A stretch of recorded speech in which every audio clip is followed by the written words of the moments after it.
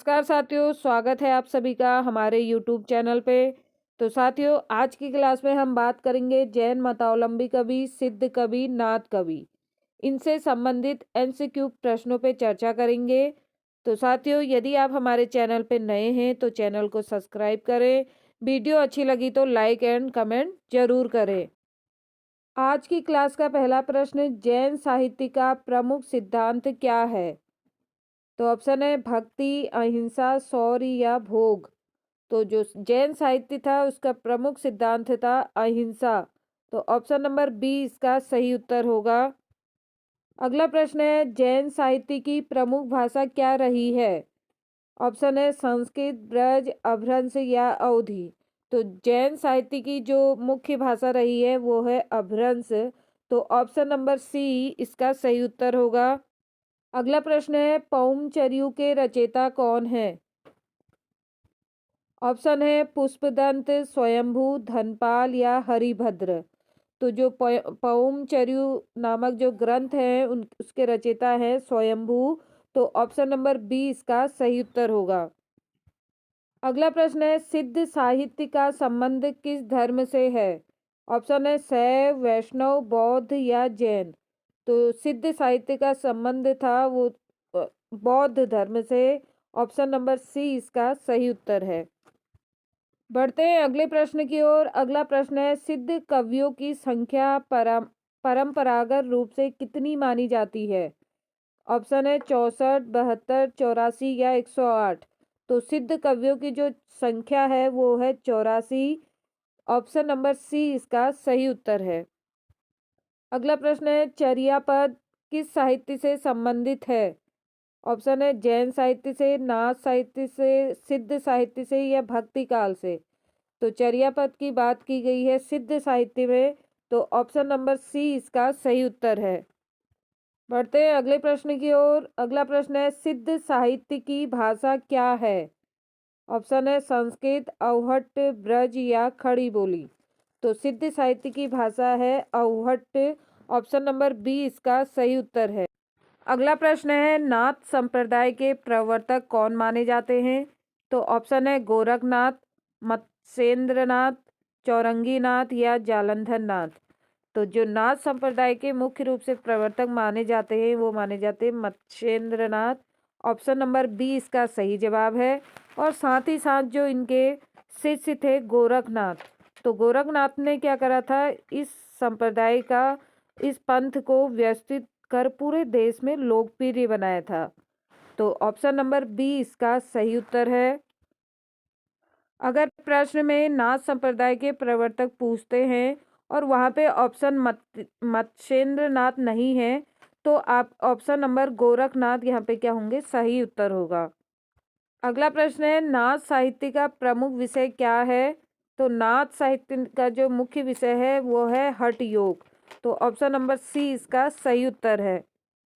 अगला प्रश्न है, गोरख बानी के रचयिता कौन है?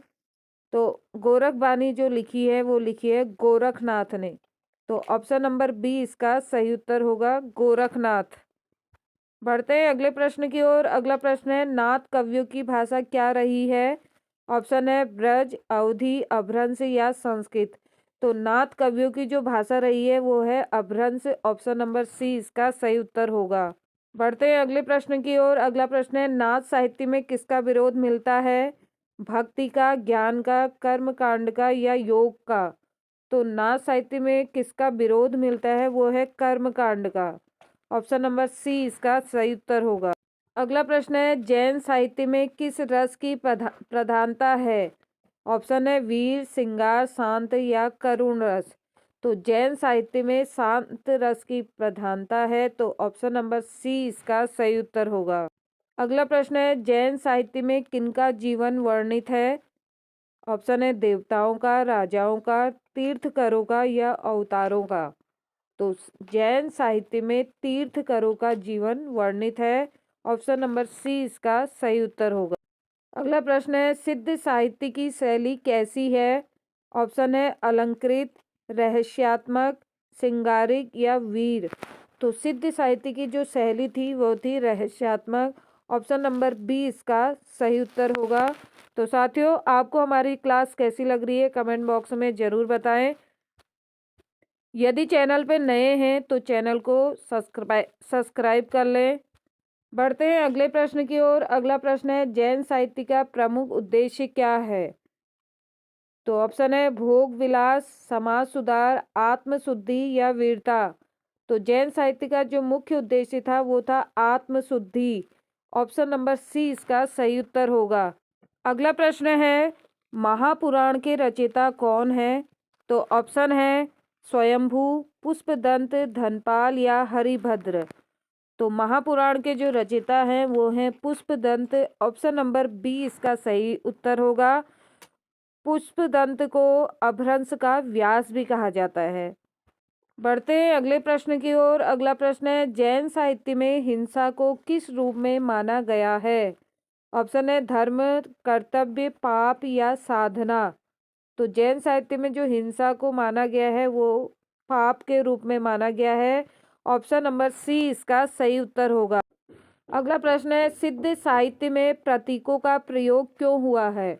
ऑप्शन है सौंदर्य के लिए, रहस्य छिपाने के लिए, अलंकार के लिए या मनोरंजन के लिए।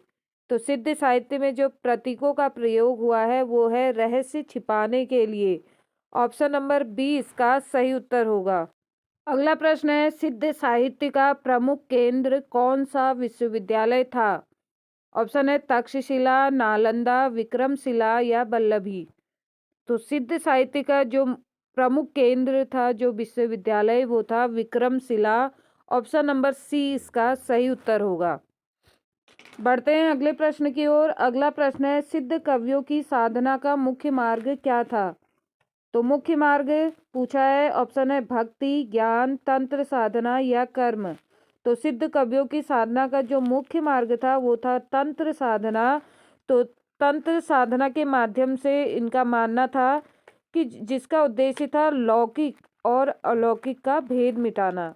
तो तंत्र साधना के माध्यम से ये ईश्वर की प्राप्ति, शिव शक्ति के युगल रूप को की उपासना करते थे। तो ऑप्शन नंबर सी इसका सही उत्तर होगा।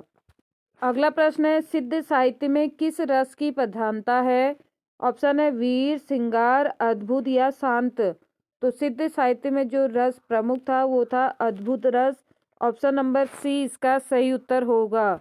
अगला प्रश्न है, नाथ संप्रदाय किस योग से संबंधित है? ऑप्शन है राजयोग, कर्मयोग, हठ योग या भक्ति योग। तो नाथ संप्रदाय हठ योग से संबंधित था। ऑप्शन नंबर सी इसका सही उत्तर हो जाएगा। अगला प्रश्न है, नाथ साहित्य में उलट बासी का प्रयोग क्यों किया गया है? ऑप्शन है मनोरंजन के लिए, कथा विस्तार के लिए, योग रहस्य बताने के लिए या अलंकार के लिए। तो उलट बासी का प्रयोग किया है योग रहस्य बताने के लिए। ऑप्शन नंबर सी इसका सही उत्तर हो जाएगा। अगला प्रश्न है, नाथ साहित्य का सबसे प्रसिद्ध कवि कौन है? तो जो नाथ साहित्य के सबसे प्रसिद्ध कवि हैं वो हैं गोरखनाथ। ऑप्शन नंबर बी इसका सही उत्तर होगा। अगला प्रश्न है, नाथ कवियों की वाणी कैसी है? तो ऑप्शन है अलंकृत, सरल एवं सहज, श्रृंगारिक या वीरतापूर्ण। तो नाथ कवियों की जो वाणी थी वो थी सरल और सहज। ऑप्शन नंबर बी इसका सही उत्तर हो जाएगा। अगला प्रश्न है, नाथ साहित्य में गुरु शिष्य परंपरा किस रूप में मिलती है? ऑप्शन है कथा, संवाद, नाटक या गीत। तो नाथ साहित्य में गुरु और शिष्य की जो परंपरा मिलती है वो संवाद के रूप में। ऑप्शन नंबर बी इसका सही उत्तर होगा। बढ़ते हैं अगले प्रश्न की ओर। अगला प्रश्न है, जैन साहित्य का संबंध किस काल से है? ऑप्शन है भक्ति काल, रीतिकाल, आदिकाल, आधुनिक काल। तो जैन साहित्य का जो संबंध है वो है आदिकाल से। तो ऑप्शन नंबर सी इसका सही उत्तर हो जाएगा। बढ़ते हैं अगले प्रश्न की ओर। अगला प्रश्न है, सिद्ध साहित्य की रचना किस रूप में हुई है? ऑप्शन है पद, दोहा, चर्या गीत या चौपाई। तो सिद्ध साहित्य की जो रचना हुई है वो है चर्या गीतों के रूप में। ऑप्शन नंबर सी इसका सही उत्तर होगा। चर्या गीत से यहाँ पे संबंध है आचरण, व्यवहार से संबंधित गीत गाए जाते थे। और इसमें जो रहस्यमयी कविताओं का एक संग्रह था जो साधना और आत्मज्ञान के मार्ग से साधक के सही आचरण और अनुष्ठानों को दर्शाता है। तो चर्या गीत का अर्थ है यहाँ पे व्यवहार से संबंधित गीत, आचरण से संबंधित गीत। तो सही उत्तर इसका होगा ऑप्शन नंबर सी होगा। अगला प्रश्न है, सिद्ध कवि किस प्रकार की भाषा का प्रयोग करते थे? तो सिद्ध कवि किस प्रकार की भाषा का प्रयोग करते थे? वो करते थे रहस्यात्मक। ऑप्शन नंबर बी इसका सही उत्तर होगा। अगला प्रश्न है, नाच साहित्य में किसका विरोध मिलता है? ऑप्शन है योग का, साधना का, कर्म कांड का या ज्ञान का। तो नाच साहित्य में कर्म कांड का विरोध मिलता है, बाकी योग, साधना और ज्ञान से वो संबंधित ही था नाच साहित्य। तो ऑप्शन नंबर सी इसका सही उत्तर हो जाएगा। अगला प्रश्न है, जैन कवियों ने नारी को किस रूप में प्रस्तुत किया है? ऑप्शन है श्रृंगार का विषय, उपेक्षित, आदर्श या विद्रोही। तो जैन कवियों ने जो नारी को दर्शाया है एक आदर्श के रूप में उन्होंने बताया है। तो ऑप्शन नंबर सी इसका सही उत्तर हो जाएगा। अगला प्रश्न है, सिद्ध साहित्य में गुरु को क्या कहा गया है? ऑप्शन है आचार्य, सद्गुरु, महंत या लामा। तो सिद्ध साहित्य में जो गुरु को उपाधि मिली है वो है सद्गुरु की। ऑप्शन नंबर बी इसका सही उत्तर हो जाएगा। अगला प्रश्न है, नाच साहित्य की भाषा किस वर्ग के लिए उपयुक्त थी? ऑप्शन है राजाओं के लिए, पंडितों के लिए, सामान्य जनता के लिए या दरबारी वर्ग के लिए। तो नाच साहित्य में जो भाषा किस वर्ग के लिए उपयुक्त थी वो है सामान्य जनता के लिए। तो ऑप्शन नंबर सी इसका सही उत्तर हो जाएगा। अगला प्रश्न है, जैन साहित्य में सबसे प्रमुख मूल्य कौन सा है? ऑप्शन है दान, संयम, भक्ति या वैराग्य। तो जैन साहित्य में जो सबसे प्रमुख मूल्य है वो है संयम। ऑप्शन नंबर बी इसका सही उत्तर होगा। और जैन साहित्य में इसके संयम के साथ साथ अहिंसा, सत्य, अपरिग्रह, इनको भी क्या नैतिक मूल्यों में सबसे प्रमुख स्थान दिया गया है। तो इसमें जो महावीर स्वामी की शिक्षाओं को संकलित करते हैं इन चीज़ों में, अहिंसा, सत्य, अपरिग्रह में। तो इसका सही उत्तर होगा ऑप्शन नंबर बी। अगला प्रश्न है, सिद्ध साहित्य का प्रभाव किस काल पर पड़ा? ऑप्शन है रीतिकाल पे, भक्ति काल पे, आधुनिक या वैदिक काल पे। तो सिद्ध साहित्य का जो प्रभाव पड़ा वो भक्ति काल पे। ऑप्शन नंबर बी इसका सही उत्तर हो जाए। अगला प्रश्न है, नाच साहित्य में मोक्ष प्राप्ति का साधन क्या है? ऑप्शन है भक्ति, ज्ञान, योग या यज्ञ। तो नाच साहित्य में जो मोक्ष की प्राप्ति के लिए मुख्य साधन माना है वो है योग। ऑप्शन नंबर सी इसका सही उत्तर हो जाएगा। अगला प्रश्न है, जैन साहित्य में वर्णित राम कथा को क्या कहा गया है? ऑप्शन है रामचरितमानस, अध्यात्म रामायण, पौमचरियु या वाल्मीकि रामायण। तो जैन साहित्य में जो वर्णित राम कथा है उसे पौमचरियु कहा गया है। इसके जो लेखक हैं वो हैं स्वयंभू। ऑप्शन नंबर सी इसका सही उत्तर हो जाएगा। अगला प्रश्न है, सिद्ध साहित्य का स्वरूप कैसा है? ऑप्शन है भोगवादी, रहस्यवादी, वीर गाथात्मक या सिंगारिक। तो सिद्ध साहित्य का जो स्वरूप है वो है रहस्यवादी। ऑप्शन नंबर बी इसका सही उत्तर होगा। अगला प्रश्न है, नाथ कवियों का मुख्य लक्ष्य क्या था? ऑप्शन है यश, धन, मोक्ष या सत्ता। तो नाथ कवियों का जो मुख्य लक्ष्य था वो था मोक्ष की प्राप्ति। ऑप्शन नंबर सी इसका सही उत्तर हो जाएगा। अगला प्रश्न है, जैन साहित्य में किसका अभाव है? ऑप्शन है नीति, धर्म, हिंसा या कथा का। तो जैन साहित्य में किसका अभाव है वो है हिंसा का। तो ऑप्शन नंबर सी इसका सही उत्तर होगा। अगला प्रश्न है, सिद्ध साहित्य में श्रृंगार रस क्यों कम है? ऑप्शन है भाषा कठिन होने से, साधना प्रधान होने से, अलंकार के अभाव से या छंद दोष से। तो सिद्ध साहित्य में जो श्रृंगार रस की जो कमी है वो है साधना प्रधान होने से। ऑप्शन नंबर बी इसका सही उत्तर होगा। अगला प्रश्न है, नाच साहित्य का सामाजिक उद्देश्य क्या था? ऑप्शन है मनोरंजन, समाज सुधार, युद्ध प्रेरणा या राजभक्ति। तो नाथ साहित्य का सामाजिक उद्देश्य था समाज सुधार करना। ऑप्शन नंबर बी इसका सही उत्तर होगा। अगला प्रश्न है, जैन साहित्य में किस रस की प्रधानता है? ऑप्शन है वीर रस, करुण, शांत या श्रृंगार। तो जैन साहित्य में शांत रस की प्रधानता है। ऑप्शन नंबर सी इसका सही उत्तर हो जाएगा। अगला प्रश्न है, सिद्ध कवि किस प्रकार के सुधारक थे?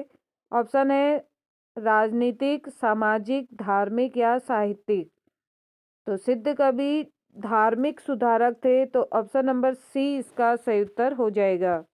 अगला प्रश्न है, नाथ साहित्य का काल विस्तार किस शताब्दी तक माना जाता है?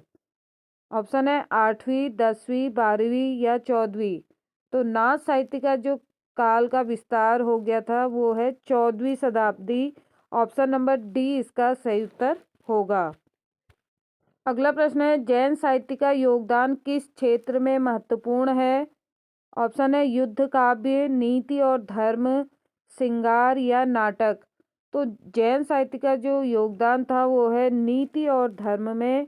ऑप्शन नंबर बी इसका सही उत्तर होगा। अगला प्रश्न है, सिद्ध, नाथ और जैन साहित्य की समान विशेषता क्या है? तो तीनों साहित्यों की जो समान एक ही विशेषता है समान रूप पे, तो वो कौन सी है? ऑप्शन है श्रृंगार, योग, साधना या भक्ति। तो तीनों साहित्य की समान विशेषता है साधना। ऑप्शन नंबर सी इसका सही उत्तर होगा। तो बढ़ते हैं आज की क्लास के अंतिम प्रश्न की ओर। अंतिम प्रश्न है, आदिकालीन हिंदी साहित्य में इन तीनों का महत्व क्यों है? इन तीनों से तात्पर्य है सिद्ध, नाथ और जैन साहित्य का। तो ऑप्शन है भाषा विकास के लिए, धार्मिक चेतना के लिए, सामाजिक सुधार के लिए या उपयुक्त सभी। तो आदिकाल में हिंदी साहित्य में जो इन तीनों का जो महत्व है वो इन सभी के लिए है, भाषा के लिए भी, धार्मिक चेतना के लिए, सामाजिक सुधार के लिए भी। तो ऑप्शन नंबर डी इसका सही उत्तर हो जाएगा। तो साथियों, ये थी हमारी आज की क्लास। तो आपको हमारी क्लास कैसी लगी कमेंट सेशन में ज़रूर बताएं, और आपने इस क्लास में कितना स्कोर किया वो भी लिखें। और यदि आप हमारे चैनल पे नए हैं तो चैनल को सब्सक्राइब कर लें। अब मिलते हैं एक नई क्लास के साथ, तब तक के लिए आप सभी को नमस्कार। तो दोस्तों, जो मैम के द्वारा आपको ये क्लास कराई गई है, तो आप इसमें कितना स्कोर कर पाए हैं कमेंट सेक्शन में ज़रूर बताइएगा। और साथ ही दोस्तों, अगर जो अभ्यर्थी चैनल पर नए हैं तो चैनल को सब्सक्राइब कर लें, बेल आइकन दबाकर ऑल नोटिफिकेशन ऑन कर लें, क्योंकि आपको लगातार इसी प्रकार की क्लासेस और द्वितीय प्रश्न पत्र का जो सिलेबस बचा हुआ है उसको हम लगातार इसमें कराते रहेंगे। तो बिना स्किप किए वीडियो को ज़रूर देखते रहिएगा, साथ ही अपने अधिक से अधिक साथियों को इसको शेयर भी ज़रूर करते रहिएगा दोस्तों। मिलते हैं एक नेक्स्ट बेहतरीन क्लास के साथ, तब तक के लिए wish you all the best.